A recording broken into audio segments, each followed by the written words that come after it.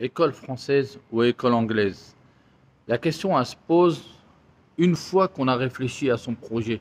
Ça veut dire qu'une fois qu'on se dit, est-ce que je vais rester longtemps ou je vais juste rester 1 ou 2 années pour différentes raisons.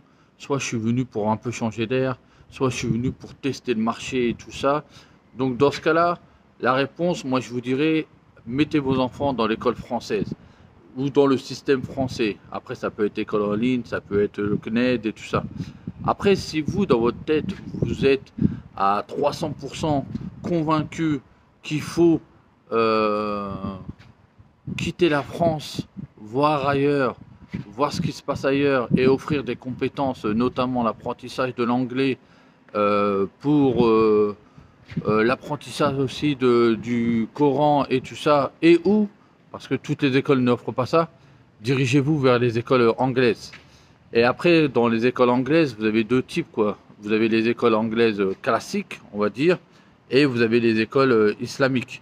Donc la grande différence avec l'école classique anglaise, c'est que vous avez aussi l'apprentissage du Coran islamique et tout ça, avec des uniformes avec voile ou pas avec voile. Donc ça, il y a des écoles qui mettent en place ce principe-là.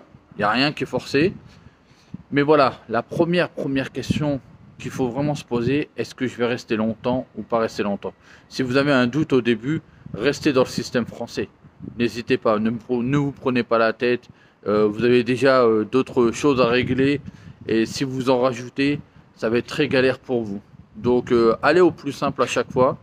Et surtout, n'oubliez jamais après quel est votre projet final, quoi.